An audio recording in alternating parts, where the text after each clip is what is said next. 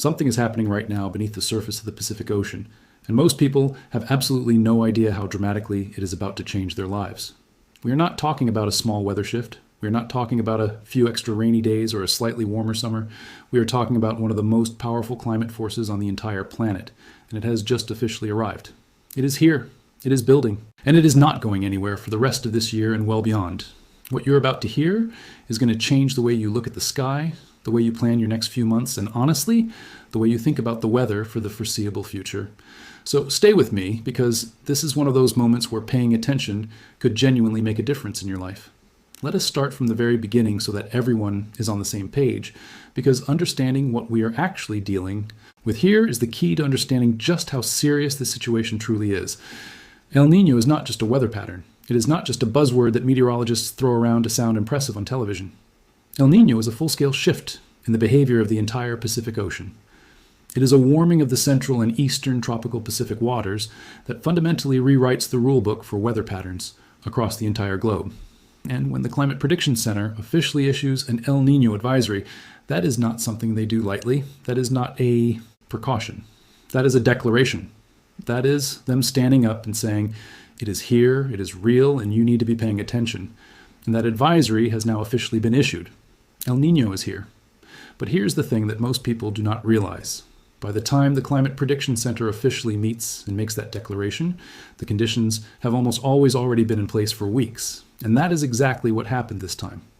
We actually met the criteria for El Niño a couple of weeks before the official announcement even came out. So while everyone was going about their daily lives, while people were making summer plans and looking at their weekend forecasts, the Pacific Ocean was already shifting underneath all of it.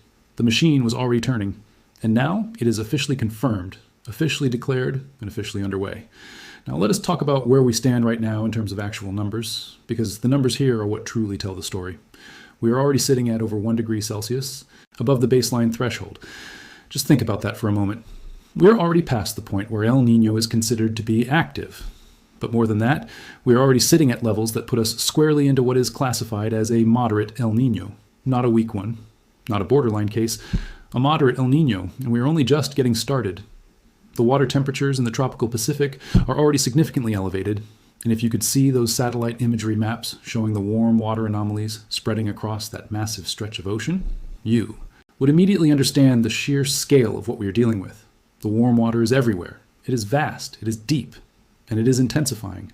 And that word, intensifying, is the most important word you're going to hear throughout all of this, because everything about this El Niño right now points to one direction, and that direction is up. The forecasts are not calling for this to plateau. They are not calling for this to weaken. Every single major climate modeling system on the planet right now is pointing toward this thing getting significantly stronger as we move through the summer, into the fall, and then reaching its peak power during the winter months. We are on an upward trajectory, and the runway ahead of us is long. So what does this actually mean in terms you can feel, in terms you can plan around, in terms that actually affect your daily life? Let us break this down from the ground up, because El Niño does not just change one thing. It changes everything. It rewires the entire atmosphere. It shifts the jet streams. It redirects moisture. It reorganizes storm tracks. It turns some regions that used to be dry into absolutely soaked landscapes. And it takes regions that used to be wet and bakes them dry. And right now, all of that reorganization is actively happening above our heads. Let us start with the jet stream, because the jet stream is the highway that controls where storms go, where rain falls, and where dry air dominates. During a La Niña pattern, which is what we were living under before this El Niño arrived, the jet stream behaves in a very specific way.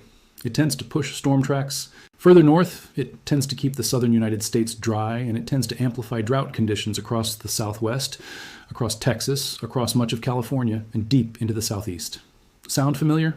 It should, because that is exactly what we have been living through. The drought, the lack of rainfall, the brutal dry stretches across the south and the west, all of that was La Niña's signature, written across the landscape of America. But now the script has flipped. With El Niño taking hold, the subtropical jet stream becomes dramatically more active. It shifts southward. It becomes more amplified. It carries more moisture. And it aims that moisture like a fire hose directly at regions that have been desperately waiting for relief. The southwest, California, Texas, the southeast, these are the areas that historically see above average rainfall during El Niño events. And already, even in just these early weeks of this El Niño, you can start to see the fingerprints. The rains have been picking up across parts of the south. The transition is beginning. The atmosphere is starting to respond. It is slow at first, like turning a massive ship, but the direction has changed, and the destination is already set. Now let us talk about what is happening on the other end of that equation, because El Niño giveth, and El Niño taketh away. While the south and southwest are trending toward wetter conditions, the Pacific Northwest is starting to see things move in the opposite direction. Drier conditions are beginning to take hold up there. Warmer than average temperatures are settling in across the northern tier of the country. The areas that benefited from La Niña's generous winter snowpack and rainfall are now entering a period where things begin to tighten up. In that contrast, wet in the south, dry in the north, is one of El Niño's most classic and consistent signatures. It is textbook, and it is playing out almost exactly the way the models predicted it would. But let us zoom out even further, because this El Niño is not just a domestic story. This is a global event, and what happens in the Pacific affects every corner of the planet. One of the most significant ways El Niño impacts the broader climate system is through its effect on Atlantic hurricane activity. Here's something that might surprise you. El Niño is actually a suppressor of Atlantic hurricane development. The way it works is fascinating and important. El Niño increases wind shear across the Atlantic basin. Wind shear is essentially winds at different levels of the atmosphere moving at different speeds or in different directions, and it acts like a pair of scissors cutting apart the tops of developing tropical storms before they can organize and strengthen. So while the Atlantic has been absolutely relentless in recent La Niña years, with powerful storm after powerful storm, El Niño has the potential to put the brakes on that. More wind shear, more sinking air across the main development region in the tropical Atlantic, fewer opportunities for storms to form and strengthen. That is genuinely significant news for communities along the Gulf Coast and the East Coast that have absorbed hit after hit in recent years. However, and this is a critical however, do not take that to mean hurricane season is off the table. El Niño shifts probabilities. It does not eliminate possibilities. What it does tend to do is shift activity away from those long-tracked Cape Verde storms that come roaring in from deep in the Atlantic and toward what we call homegrown systems. These are storms that develop closer to home, whether that is in the Gulf of Mexico or just off the southeast coast. These systems get less time to develop, but they also get less warning time, which means they can sometimes be more dangerous in a different way. So the Atlantic picture this year is nuanced. Overall activity may be suppressed, but the threat never goes to zero. And the storms that do develop deserve every bit of attention they always have. Now flip completely to the other side of the country, and the picture could not be more different. On the Pacific side, El Niño does not suppress tropical activity. It turbocharges it. The same warm water that is reorganizing the atmosphere over North America is creating prime breeding conditions for tropical development in the eastern and central Pacific. We have already seen named systems develop earlier than typical this year. And as El Niño continues to strengthen through the summer and fall, the eastern Pacific hurricane season is shaping up to be extraordinarily active. We are talking about the potential for a very high number of named storms traversing across that part of the ocean. And here is where it gets particularly fascinating and concerning, depending on where you live. In strong El Niño years, some of those eastern Pacific tropical systems actually maintain their strength long enough to cross the central Pacific, cross the international dateline, and reach the waters near Hawaii. Hawaii does not frequently deal with direct tropical threats, but this is historically one of those years where the odds increase significantly. The warm waters stretching across the central Pacific create a more favorable environment for storms to survive that long journey. And the models and the historical record both agree that El Niño years, like this one, put Hawaii at elevated risk of seeing tropical activity in ways that are not typical. If you have family in Hawaii, if you are planning a trip there, if you care about what happens in those islands, this is a year to pay closer attention to tropical forecasts than you might normally feel the need to. Let us come back now to the continental United States and talk about what the coming months are going to look like on a more granular level, because the broad strokes are important, but the details are what actually affect your day-to-day life. Right now, in this transition period from early to midsummer, we are seeing the patterns start to take shape. There's a strong ridge of high pressure dominating much of the southern and western United States, and that ridge is the engine behind the heat that so many parts of the country have already been experiencing. The kind of heat that makes you walk outside and feel like the air itself is pushing back against you. That kind of heat. And that ridge is not going anywhere quickly. But there is also a fairly significant cold front that is going to be dropping down through the central and eastern United States. And for June, this is a notably strong system. We are talking about temperatures across a wide swath of the eastern two-thirds of the country dropping to below average levels. Illinois seeing highs only in the 70s. Texas sitting in the 80s.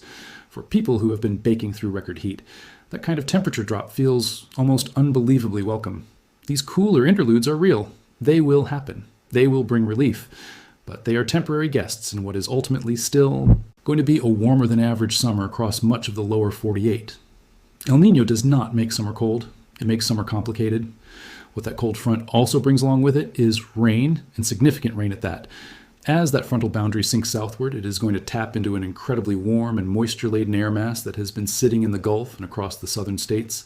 That warm, moist air is essentially a fuel tank, and when the front slams into it, the result is going to be above average rainfall across Texas, Oklahoma, Kansas, Missouri, the southeast, and stretching up into the mid-Atlantic and northeast. These are the regions that are going to see the wet side of this transition, and for areas that have been desperately dry, this rainfall is not just welcome, it is overdue. Now here's a question that I know is burning in the minds of a lot of people, particularly those living across the desert Southwest. When is it going to rain out here? When does the Southwest get its turn? And the honest answer is that it is coming, but you need a little more patience. Here's what is setting up. As we push past approximately June 20th and move toward July, the atmospheric pattern is expected to shift in a way that becomes increasingly favorable for the North American monsoon. The monsoon is the seasonal shift in wind patterns that funnels tropical moisture up from the Pacific and the Gulf of California into New Mexico, Arizona, Utah, Nevada, and Southern California. It is the Southwest's lifeline of summer rainfall, and in El Niño years, it tends to be more energetic, more widespread, and more generous than in La Niña years. The specific mechanism for this is actually quite elegant. As tropical systems form in the eastern Pacific and track across Central America and into the open Pacific, they pump enormous amounts of moisture into the atmosphere. That moisture does not just disappear. It gets drawn up into the jet stream. It gets lifted northward by the monsoon circulation. And it eventually gets deposited as rainfall across the Four Corners region in the broader Southwest. The more active the Pacific storm season is, the more moisture gets pumped into the system, and the more material there is for the monsoon to work with. So the very thing that is driving the active Pacific season, namely El Niño's warm waters, is also indirectly feeding what should be a very active monsoon season across the Southwest. The connection is real. The forecasters at the Climate Prediction Center are already beginning to hint at this shift in their seasonal outlooks, and the models support it. Patience, Southwest. Your turn is coming, and when it arrives, it is expected to arrive with conviction. Let us now look further ahead, because one of the most important things about this particular El Niño is its staying power. This is not a brief flicker. This is not a transient warming event that is going to fade away by August. Every forecast model, every ensemble guidance product, every piece of data currently available points to this El Niño not just persisting through the rest of the year, but continuing to strengthen as we move into fall and reaching its peak intensity during the winter months. We are talking about an El Niño that has the potential to go down in the record books as one of the strongest ever observed. The European Ensemble Forecast, which is one of the most respected and skillful long-range modeling tools available to meteorologists, is consistently and emphatically placing this event into record territory as we look toward winter. That is not a casual forecast. That is the model screaming at the top of its lungs. And when El Niño reaches peak strength in the winter, its impacts on the United States become even more dramatic, even more pronounced, and even more consequential. The subtropical jet stream that has been active this summer becomes a raging river of moisture and energy across the southern tier of the country, the same regions that are already starting to trend wetter, namely the Southwest, California, Texas, the South, and the Southeast. We'll see those trends amplify dramatically. Flooding rains, extended wet periods, significant Sierra Nevada snowpack in California after years of brutal drought, active storm tracks bringing system after system on shore across the California coast and pushing inland across the Southwest. For a region that has been in the grip of an historic multi-year drought, a strong El Niño winter is not just meaningful, it is potentially transformational. At the same time, the northern half of the country, the Pacific Northwest, the Northern Plains, the Great Lakes region, are likely to experience a warmer and drier than average winter. That means less snow, less cold, less of the brutal Arctic air outbreaks that have defined some recent winters in that part of the country. For people who love winter, that might be disappointing news. But for those who remember the brutal cold snaps and the crippling ice storms, it might come as something of a relief. The fall season is also shaping up to be incredibly significant, and October in particular deserves special attention. As El Niño deepens through September and October, the subtropical jet stream is going to be surging with energy, and the southern plains and the southeast are forecast to see above average rainfall during that fall transition period. October could be a remarkably wet month across the south, across Texas, across the southeast, and into the southwest, as El Niño begins to truly assert itself ahead of its winter peak. That is going to have massive implications for everything from reservoir levels to agricultural planning to flood preparedness across those regions. Now, I want to take a moment to step back and give you the full picture here, because we are not just talking about rain and temperature anomalies. We are talking about a system that has real consequences for real people. Farmers watching their fields and wondering whether to plant or wait. Emergency managers in flood-prone areas trying to decide how much to prepare. Water managers across the drought-stricken west trying to figure out whether this winter's snowpack will finally refill their depleted reservoirs. Families in the southwest who have been watching their communities dry up and crack under years of La Niña drought, daring to hope that maybe, just maybe, relief is genuinely on the way. These are not abstract meteorological questions. These are urgent, pressing, deeply human concerns, and El Niño is at the center of all of them. And here is what I want you to take away from all of this. We are 12 to 18 months into what could be the most consequential El Niño event in a generation. We are at the very beginning of this story, not the middle, not the end. The impacts that we are seeing right now, the shifting rainfall patterns, the active Pacific season, the suppressed Atlantic activity, the heat across the south, the cooler interludes in the central, all of that is just the opening chapter. The most dramatic chapters are still ahead of us. As we move through summer, as we push into fall, and especially as we head into winter, the story of this El Niño is going to get bigger, louder, and more consequential with every passing month. The models are in remarkable agreement. The historical precedents from previous strong El Niño events paint a consistent picture. The warm water anomalies in the Pacific are already at levels that rival the very strongest events on record. Everything is pointing in the same direction. This is going to be a big one, and being informed, being prepared, and being ahead of this rather than behind it is genuinely the most important thing you can do right now. Watch the forecasts, stay current, understand your region's specific El Niño signature, and start planning accordingly. If you are in the southwest, prepare for a more active monsoon and a very wet winter ahead. If you are in California, this could finally be the winter that begins to reverse years of devastating drought. If you're in Texas or the southeast, above average rainfall is already on its way, and winter will likely bring more. If you are in the Pacific Northwest or the Northern Plains, prepare for a warmer and potentially drier than average winter and autumn.